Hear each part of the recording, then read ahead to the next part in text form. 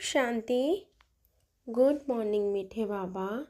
आज 24/12/2025 साकार मुरली बाबा कहते मीठे बच्ची अविनाशी ज्ञानरत्नर दान ही महादान अटे। यही दान द्वारा ही राजत्व प्राप्त होता है, से महादानी हुआ। आजिर प्रश्न सेवार शौक थिबा संतान मानकर केउं केउं मुख्य लक्षण गुड़िक थिबा? उत्तर सेमानंकु पुराना दुनियार वातावरण बिल्कुल भल लागिब नाही। सेमाने बहुतंकर सेवा करी निज सम्मान करिबारे ही खुशी अनुभव करिवे। 3 नंबर सेमानंकु पढ़िबारे एवं पढ़ाइबारे ही आराम मिलिब। 4 नंबर बुझे बुझे गला खराब होई गले मध्य सेमानंकु खुशीर अनुभव हेउथिब। 5 नंबर सेमानंकु कहा संपत्तिर आवश्यकता न थाए। सेमाने कहार संपत्ति पाइबा पाई निजर समय नष्ट करिवे नाही। 6 नंबर सेमानंकर सबु आडु आकर्षण तुटी जाइथिब। 7 नंबर सेमाने बाबांक भली उदार चित्त होइथिबे।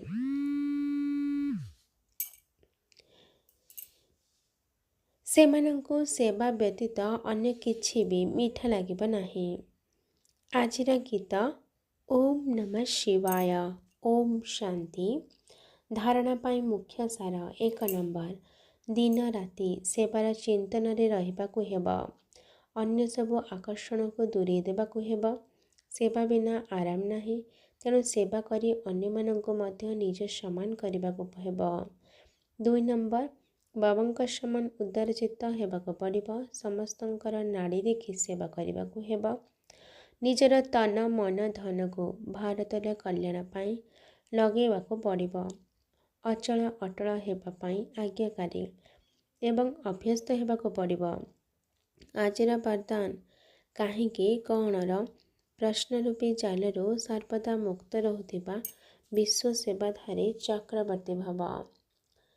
जेतेबेले सुदर्शन चक्र ठीक बाटरे जीवा परिवर्ते भूल बाटरे जाए, सेतेबेले मायाजिद हेबा परिवर्ते अन्य मानंकु देखाइबार द्वंद्व चक्र पड़ जाओ, जहाद्वारा काहींकि एवं कौन प्रश्न रूपी जाल सृष्टि होइथाए, जहाको निजे ही रचना करिथाओ एवं सेथिपाई निजे ही छंदी होइथाओ। सेथिपाई ज्ञानवान आत्मा होई जदि सुदर्शन चक्र घूरेबाकु लागिब, तेबे काहींकि कौणर चालरू मुक्त होई जोगयुक्त जीवन मुक्त एवं चक्रवर्ती होई बाबांक सहित विश्व कल्याणर सेवारे चक्र लगाई चलिब एवं विश्व सेवाधारी चक्रवर्ती राजा होइजिब। आजिर स्लोगान सरल तथा स्पष्ट बुद्धि द्वारा जदि निजर योजना गुड़ी को साकार करिब, तेबे सेथिरे सफलता अंतर्निहित अटे। आजिर अव्यक्त इशारा एवं संपन्न बा कर्मातीत हेबार तीव्र इच्छा प्रकट कर।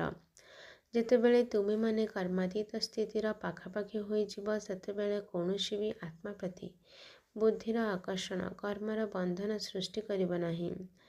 कर्मातीत अर्थात सर्वबंधन ठारू मुक्त होई नियारा होई प्रकृति द्वारा निमित्त मात्र कर्म कराइबा, तेबे कर्मातीत अवस्थार अनुभव करिबा पाई नियारा हेबा पुरुषार्थ बारंबार करने न पड़ो। सहजरे एवं स्वतः भावरे अनुभव हेउ जे कराइबा बाला अलगा एवं करिबा बाला एही सब कर्मेंद्रिय अलगा ही अटंती।